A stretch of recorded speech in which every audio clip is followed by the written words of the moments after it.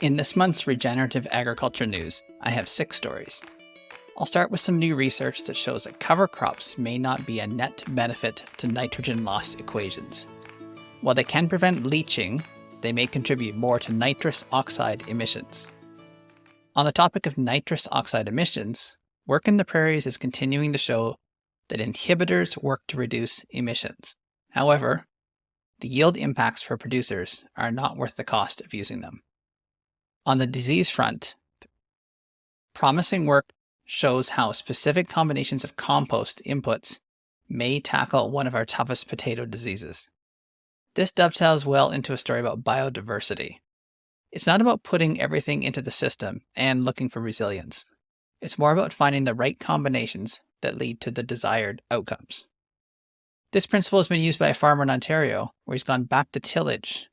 As I talked about before, it's not all about no-till or reducing tillage. It's about using it properly. Finally, I'll point you to an article that discusses future forecasting and the problem of assumptions. So welcome to Plants Dig Soil, a podcast about realistic regen ag. I'm your host, Scott Gillespie, and I'm an agronomist from the Western Canadian Prairies, specializing in climate-smart agriculture. I discuss scientifically proven practices that benefit the planet and, just as importantly, farmers' economic sustainability. Be sure to visit my website, www.plantsdigsoil.com, for resources and information about the services that I offer. So let's start with cover crops and nitrogen losses. The most popular cover crop by far is cereal rye, known as fall rye in Canada. It's used more in areas with milder winters and in areas that tend to deal with excess moisture. Farmers have been using it because it provides tangible benefits. While many may have started using it because of financial incentives, they continue to use it because they see their farms working better. Now, the main benefits that I've seen are that it uses excess water and it captures nitrogen that would otherwise be lost to deep leaching in the soil. This is a crucial benefit as it helps society keeping nitrates out of the groundwater. When this groundwater is used as drinking water, high nitrate levels can be poisonous, especially to infants.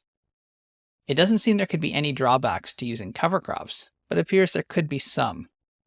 I was surprised when I first read this, and I had to read it a few times to fully grasp it. New research is showing that there's a trade-off. While leaching was reduced, emissions increased. Nitrous oxide is one of the more potent greenhouse gases. So this isn't just a loss of fertilizer, it's fixing one problem and contributing to another. This research covered just this issue, and I did see some criticisms online of the amount of fertilizer used. Perhaps if less was used, emissions would be lower. Also, if inhibitors were used, there might be fewer losses overall. This leads right into the next story that I have about research on nitrogen inhibitors.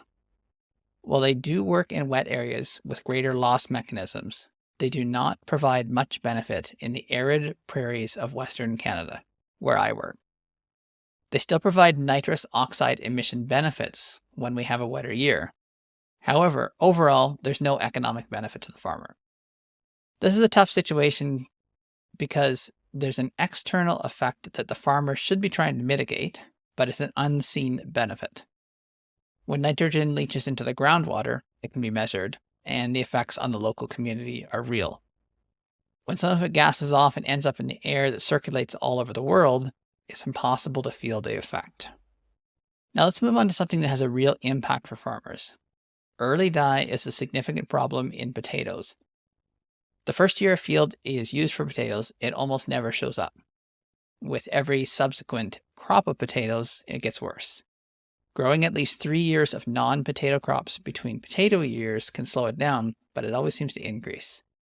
As long as I've been working in potatoes, it's been the thing that people have been trying to solve. Now, new research out of Michigan is looking at a possible solution to this problem. There's a specific compost blend from a company that seems to help. It doesn't lower the disease-causing organism, Verticillium dali, but it does seem to shift the microbiome to make it less favorable for the disease to take root. Poultry manure seems to be the key ingredient in the mix, but the researchers caution that this does not mean that we just apply poultry manure. The story was mostly about the new grant that they received and what they're planning to do with it.